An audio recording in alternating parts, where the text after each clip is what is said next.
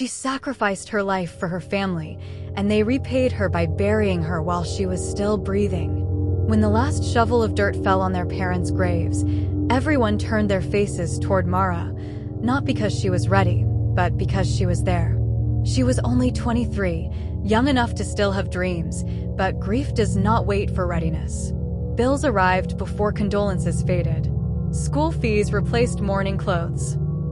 At night, her younger siblings cried until exhaustion dragged them into sleep, calling for a mother who would never answer again. Mara swallowed her fear, her anger, her grief, and stepped forward because someone had to. From that moment, her life stopped belonging to her. What happens next will truly shock you. Get ready, because this story is packed with secrets and betrayals you won't see coming. We love hearing from you, so drop a comment below and tell us where you're watching from. And for more intense tales of justice and revenge, make sure you're subscribed and have notifications turned on. Now, let's claim this midnight story. She left college quietly, telling no one how much it hurt to watch others graduate while she folded uniforms and counted coins. She worked 2 jobs, sometimes 3, sleeping in short bursts and waking before dawn. She cooked, cleaned, worked, and smiled until her jaw ached. When her siblings needed shoes, she skipped meals. When they wanted better schools, she worked longer hours. Neighbors praised her strength, calling her selfless and a blessing, and Mara nodded every time, even when her hands shook from exhaustion. Strength became her cage, and sacrifice became expected, not appreciated. As years passed, the children grew into adults, and something ugly crept into the house. Gratitude faded. Expectation replaced it. "You're the eldest," her brother Ken would say whenever she hesitated. "It's your duty." Her sister Lena said it softer but sharper, smiling while reminding her of everything she owed them.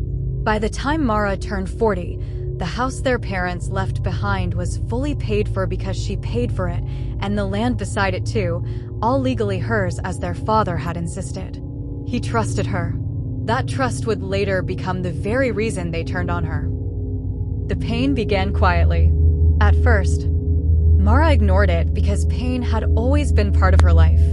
But this one stayed.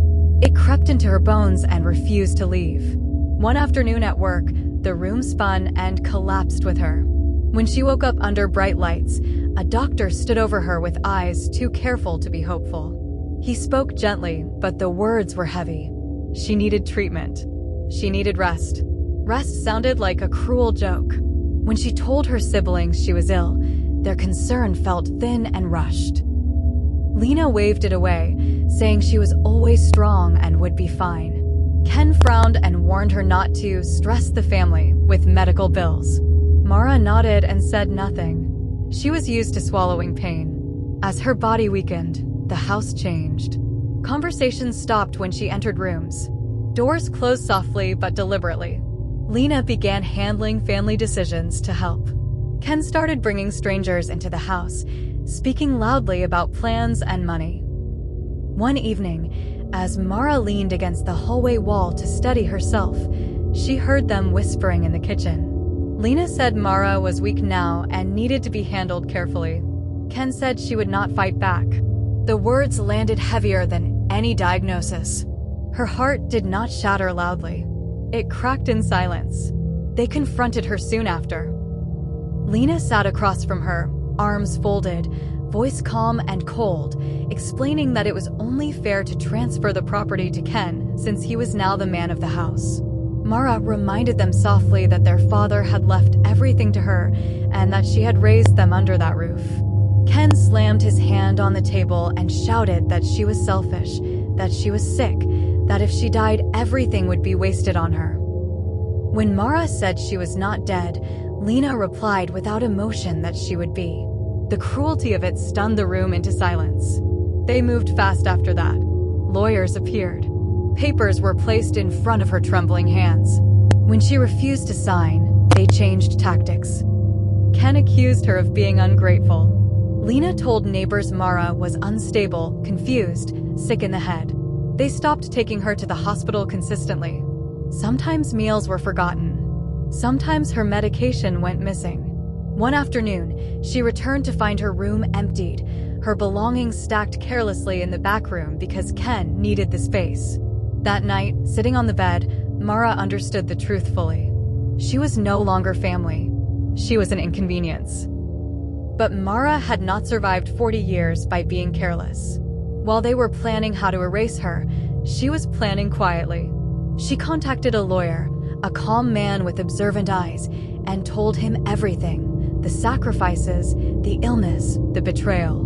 She asked him to rewrite her will, carefully and completely. When he hesitated, she smiled faintly and told him she was sure. She did not plan to give her family what they wanted. She planned to give them consequences. Weeks later, Mara left the house without telling anyone. Lena assumed she had gone to the hospital. Ken assumed she would crawl back when she needed something. Days turned into weeks.